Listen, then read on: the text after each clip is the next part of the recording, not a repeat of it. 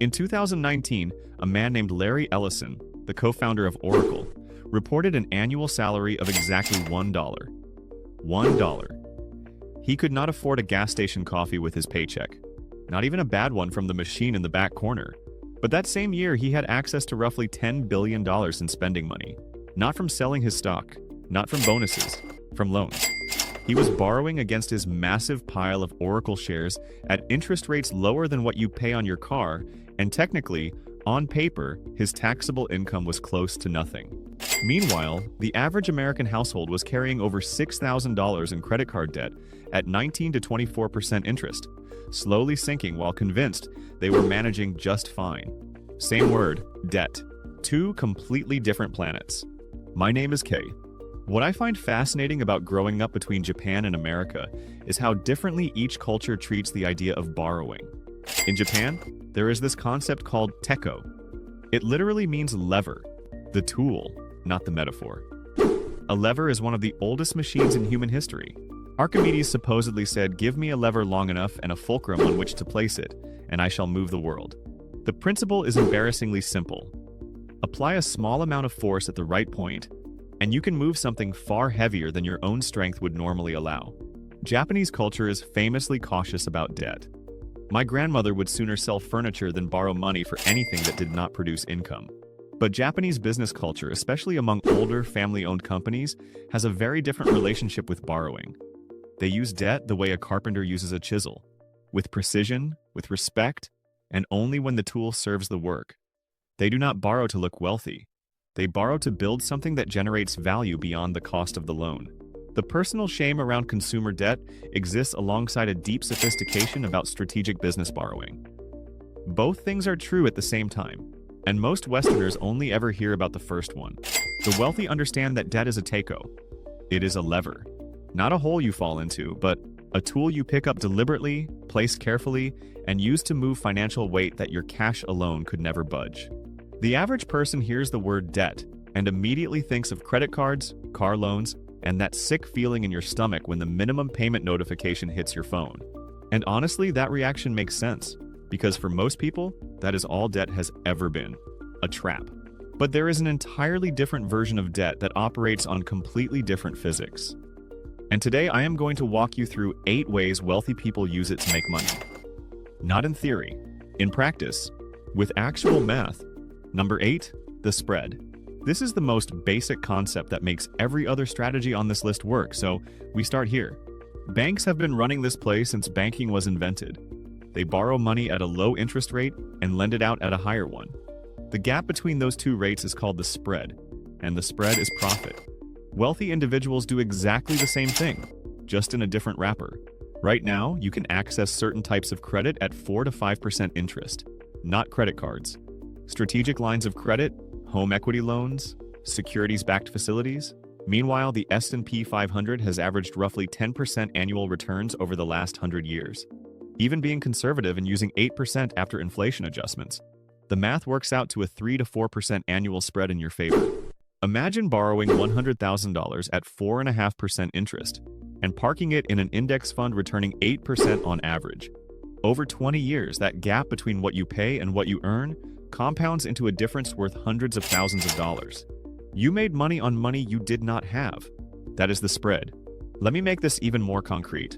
If you borrow $100,000 at 4.5% on a 20-year amortizing loan, your total interest paid over the life of that loan is roughly $50,000. Meanwhile, that same $100,000 invested at 8% for 20 years grows to roughly $466,000. You paid $50,000 in interest and gained $366,000 in investment returns. Net gain of over $300,000 from money that was never yours to begin with. Now you might be thinking, that sounds great in theory, but the market does not return 8% every single year. And you are right. Some years it drops 20%, some years it jumps 30%. The average smooths out over long periods, but the volatility is real. This is why the spread strategy only works with the financial stability to hold through downturns and the discipline not to panic sell. Smart Sam runs this calculation before every financial decision. He asks himself, is the return on what I am buying higher than the cost of borrowing? If yes, the debt is a teko. If no, the debt is a shovel. Broke Brian never runs that calculation. He borrows at 22% on a credit card to buy a couch that will be worth $40 at a garage sale in 3 years. His debt is always a shovel. Always digging? The difference between rich person debt and broke person debt can be summarized in one question. Does this borrowed dollar produce more than it costs? The wealthy ask that question religiously. Everyone else asks, can I afford the monthly payment? Those two questions lead to very different financial lives. Number 7, real estate leverage. This one has made more millionaires than any stock tip, crypto coin, or side hustle combined, and it runs entirely on borrowed money. The concept is beautifully simple. You put down 20% on a property. The bank funds the other 80%. But here is the part that breaks most people's brains. The property does not appreciate on just your 20%. It appreciates on the full value. Let me show you what I mean. Say you buy a $300,000 rental property with $60,000 down. That is your money.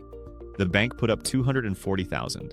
Now the property appreciates at 3% per year, which is roughly the national average. 3% of $300,000 is $9,000 in equity gained in year 1. But you only put in $60,000.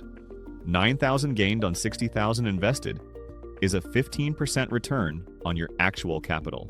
3% appreciation just became 15% returns. That is not a math error. That is leverage. Now add the fact that a tenant is paying rent that covers the mortgage, and you are building equity in an asset you barely touched with your own cash. The property goes up in value. The tenant pays the debt. You keep the difference. Smart Sam bought a duplex at age 30. Lived in one unit, rented the other. His tenant paid roughly 70% of his mortgage while Sam built equity in an asset worth 3 times what he put down. 10 years later, the property appreciated by roughly 30%, and his actual return on invested capital was over 100%. He doubled his money without doubling his effort, because the techo of leverage did the heavy lifting. Broke Brian? He was renting a 1-bedroom apartment and putting $40,000 of savings into a high-yield savings account at 4.5%. After 10 years, Brian's savings grew to roughly $62,000. Sam's $60,000 investment became equity worth over $130,000 plus 10 years of reduced housing costs. Same starting money, different lever. Number 6, business debt to scale revenue. Every restaurant you eat at, every software tool you subscribe to, every company whose logo you see on a billboard probably started with borrowed money. Business debt is the most underappreciated wealth builder on this list because people confuse it with consumer debt. Here's the difference. Consumer debt funds things that lose value the moment you buy them. Business debt funds things that generate revenue. A $50,000 small business loan used to purchase equipment that lets you take on contracts worth $200,000 a year is not a burden, it is a multiplier. The debt costs you maybe $3,000 a year in interest. The revenue it produces is 400% more than the cost. In Japan, family businesses have operated on this principle for centuries. You borrow to build capacity. You build capacity to serve more customers. You serve more customers to generate more revenue. You use the revenue to repay the debt and reinvest. Rinse, repeat. Some of the oldest companies in the world are in Japan, and many of them have used strategic borrowing across generations not to survive, but to grow steadily. The trap that kills people here is borrowing for a business that does not have a clear revenue model. That is not a techo. That is a wish with interest payments attached. Smart Sam took out a $60,000 SBA loan to open a cleaning business. He already had 3 commercial clients lined up before he signed the paperwork. The loan covered a van, equipment, and insurance. Within 8 months, his monthly revenue exceeded $7,000. His loan payment was $900. The business was paying for the debt and putting money in his pocket simultaneously. Within 4 years, the loan was fully repaid, and Sam owned the business and all the equipment outright. That $60,000 in borrowed money turned into a business, now generating over $100,000 a year in revenue. Broke Brian borrowed $25,000 on a personal loan to start a clothing brand. He had no customers, no distribution plan, and no experience in fashion. He spent the money on inventory that sat in his garage, a website nobody visited, and Instagram ads that generated likes but 0 sales. 12 months later, the business closed. The debt remained. Brian was making monthly payments on boxes of unsold t-shirts for 3 more years. The distinction is not about risk tolerance. It is about whether the debt is connected to a revenue engine that already exists or can be validated before the money is spent. Number 5, buy, borrow, die. This is the one that should bother you once you understand it, because it explains how the ultra-wealthy pay less in taxes than their assistants. The strategy was first described by Professor Edward McCaffrey in the 1990s, and it works in 3 phases. Phase 1, buy. You purchase appreciating assets, stocks, real estate, business equity, anything that grows in value over time. The key is you never sell them, you just hold. And as long as you hold, you owe 0 capital gains taxes on the growth. A stock going from $10 to $10 million costs you nothing in taxes if you do not sell. Phase 2, borrow. Instead of selling those assets when you need cash, you borrow against them. A bank will happily lend you money at 3 to 5% interest with your stock portfolio as collateral. And here is the part that breaks the system. Loan proceeds are not taxable income. You can spend that money on houses, cars, vacations, anything. And the IRS does not consider it income because technically you have to pay it back. So you are sitting on tens of millions in assets, living off borrowed money, and your tax return says you earn almost nothing. Phase 3, die. When you pass away, your heirs inherit those assets at the current market value through something called the stepped-up basis rule. All the appreciation that happened during your lifetime, the capital gains taxes on that, erased. Gone. Your heirs can sell the assets at the new value and owe 0 capital gains on decades of growth. They use part of the proceeds to pay off the outstanding loans, keep the rest, and start the cycle over. Under legislation passed in 2025, the estate tax exemption is now $15 million per individual, $30 million for a married couple. That means a family can pass on $30 million in assets without paying a dime in estate tax, and thanks to the stepped-up basis, without paying capital gains either. Larry Ellison has pledged over $30 billion of his Oracle stock as collateral for loans. Elon Musk borrowed against his Tesla shares to help fund his acquisition of Twitter. These are not outlier behaviors. This is standard operating procedure for the ultra-wealthy. Jeff Bezos, when asked about this strategy in May of this year, said there is no truth to the buy, borrow, die thing. Which is interesting because the financial records and lending disclosures of nearly every billionaire in America suggest otherwise. Whether Bezos personally uses this exact playbook or not, the mechanics are undeniable. The tax code rewards holding over selling. Loans are not income. And the stepped-up basis eliminates decades of unrealized gains at death. One researcher at Yale found that borrowing represents only about 1% of the total economic income of the top 0.1% by net worth, which means the ultra-wealthy are not even relying heavily on the borrow phase. The bigger play is simply never selling. The holding itself is the strategy. The borrowing is just the convenience layer on top. And I want to be clear, this is not illegal. It is not a loophole in the way most people use that word. It is the tax code working exactly as designed.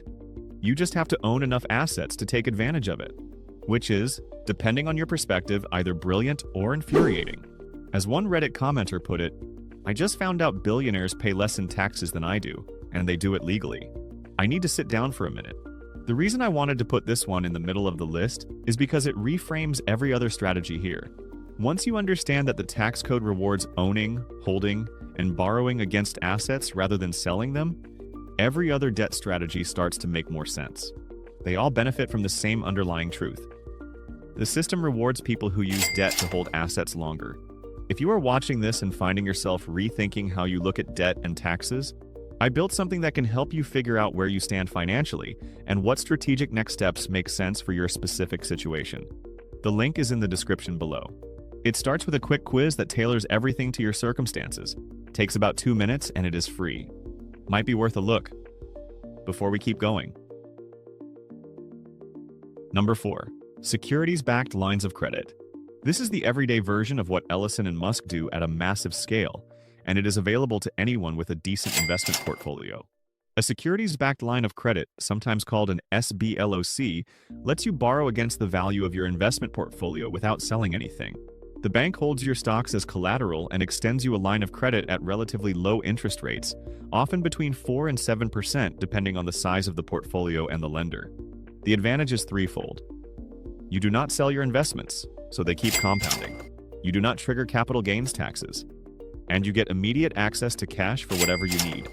New business opportunity, real estate down payment, bridge financing between deals, even large personal purchases.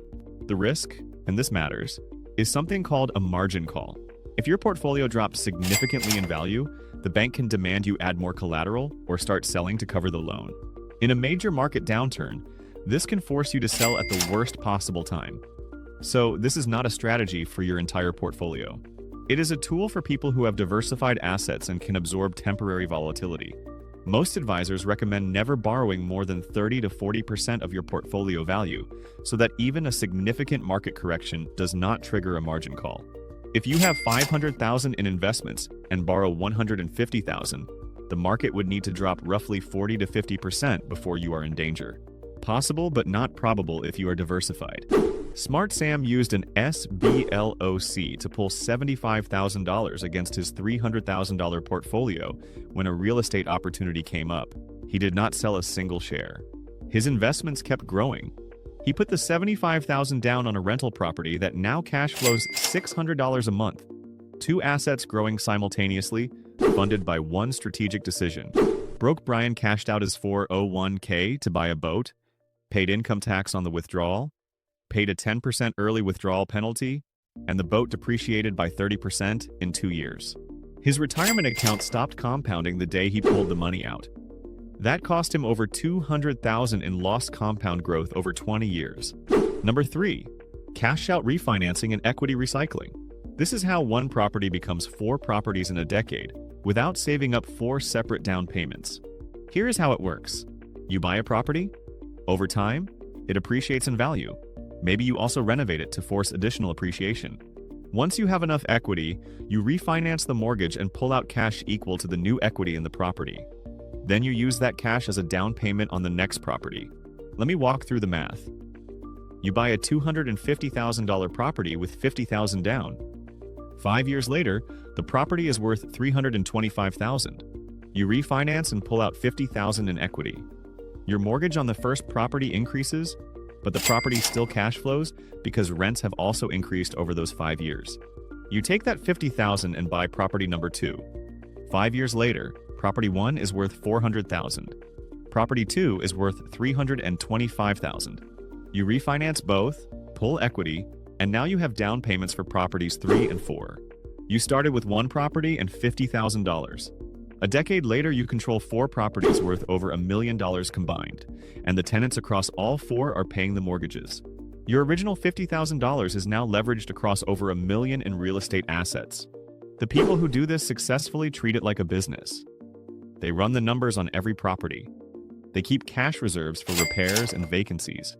They never over-leverage to the point where a single vacancy could sink them. Discipline is the difference between building a portfolio and building a financial disaster. In Japan, multi-generational real estate ownership is deeply embedded in the culture. Families pass down properties not as speculative investments, but as productive assets that serve the next generation. Patient, careful, deliberate. The opposite of the American house flipping mentality where people buy properties on a prayer and hope the market goes up before their adjustable rate adjusts. Number 2. Tax advantage stacking with debt. This one is less exciting than leveraged buyouts, but it is arguably the most practical strategy for anyone watching this who is not already a billionaire. When you borrow to buy income-producing assets, the interest you pay on that debt is often tax-deductible. Mortgage interest on rental properties, business loan interest, investment interest expense, all deductible under certain conditions, which means the actual cost of your debt is lower than the stated interest rate. If you borrow at 6% but your marginal tax rate is 32%, your after-tax cost of borrowing is roughly 4%. Because Uncle Sam is effectively subsidizing a third of your interest payments, the spread between your after-tax borrowing cost and your investment returns gets even wider. Then you layer on depreciation. The IRS lets you depreciate the value of a rental property over 27.5 years, even if the property is actually going up in value. This creates a paper loss that reduces your taxable income. So you have a rental property that is appreciating, generating monthly cash flow, and simultaneously showing a loss on your tax return. You are making money and getting a tax break on money you are making. That sentence should not make sense, but it does. Smart Sam owns 2 rental properties worth $600,000 total. His rental income is $42,000 a year. After deducting mortgage interest, property taxes, insurance, maintenance, and depreciation, his taxable rental income is close to zero. He is collecting $42,000 a year in rent, building equity in 2 appreciating assets, and paying almost no tax on any of it. Broke Brian earns the same $42,000 at a second job. He pays income tax, Social Security tax, and Medicare tax on every dollar. His effective rate is over 30%. Same income. One gets taxed at single digits, the other at 30%. The difference is that Sam used debt to acquire assets that come with tax advantages. Brian traded hours for dollars, with no structural benefit. Number 1. Leveraged business acquisitions. This is how private equity firms have generated some of the highest returns in financial history, and the concept is alarmingly simple once you see the mechanics. A private equity firm identifies a company that generates solid, predictable cash flow. Say the company makes $2 million a year in profit. The firm buys that company for $10 million, but they do not put up $10 million. They put up maybe $2 million of their own money and borrow the remaining $8 million. The debt sits on the books of the acquired company, not the private equity firm. Now the company's $2 million in annual profit services the debt.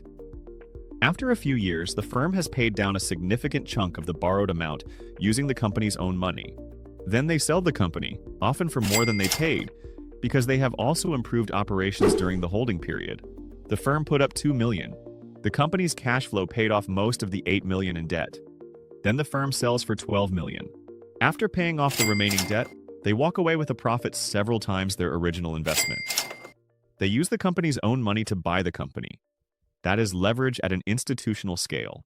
Now, you do not need a private equity fund to apply this thinking. Small business acquisitions work on similar math. A local laundromat generating $8,000 a month in revenue can be bought with an SBA loan.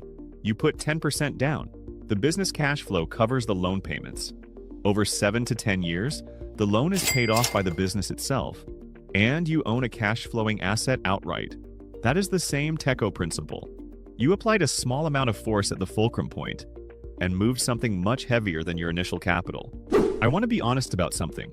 Every single strategy on this list carries risk. Leverage amplifies returns on the way up, but it also amplifies losses on the way down. If the real estate market drops, your leverage position can go underwater. If the stock market crashes, your securities-backed loan triggers a margin call. If your business revenue dips, the loan payments do not pause with it. The wealthy manage this risk through diversification, cash reserves, and discipline. They never put all their leverage into one asset, one market, or one strategy. They keep enough liquid cash to survive downturns without being forced to sell at the bottom. And they think in decades, not quarters. In Japanese financial philosophy, this patience has a name. It is a cultural instinct that says you do not pick up a tool unless you have studied what it can build and what it can break. You do not swing a TECO at maximum force on your first try. You learn the fulcrum. You test the load, you adjust. Broke Brian heard about leverage from a YouTube video, took out a margin loan on his entire portfolio, and bought a speculative stock that dropped 40% in 2 months. He got margin called, sold at the bottom, and lost half his portfolio. He now tells everyone that leverage is a scam. Brian did not use a lever. He used a catapult with no aim. Smart Sam started with a single rental property using a conventional mortgage. He learned the mechanics, he built cash reserves, he expanded slowly. 15 years later, he owns 4 properties, has a diversified stock portfolio, and uses a small securities-backed line of credit for opportunistic investments. His net worth is over $1.2 million. His debt load is roughly $500,000. His assets generate income that exceeds his debt service by a wide margin. He sleeps fine. The difference between Sam and Brian is not intelligence or income. It is whether they treated debt as a blunt instrument or a precision tool. A TECO works when you respect what it can do. It breaks things when you do not. I grew up watching my father use a small business loan to expand his operations twice. Both times, the debt terrified my mother. Both times, the revenue from the expansion repaid the loan within 3 years and left the business larger and more resilient than before. He never borrowed for comfort. He never borrowed for appearances. He borrowed when the math said the return would exceed the cost, and he stopped borrowing the moment the math stopped working. That is the TECO principle in practice. Not reckless, not timid, calculated. And that is probably the most important thing I can leave you with today. The wealthy do not avoid debt. They do not worship debt. They study it, they calculate it, they deploy it with the same care that an engineer applies force to a load-bearing structure, just enough to move what needs to move. Never more than the system can handle.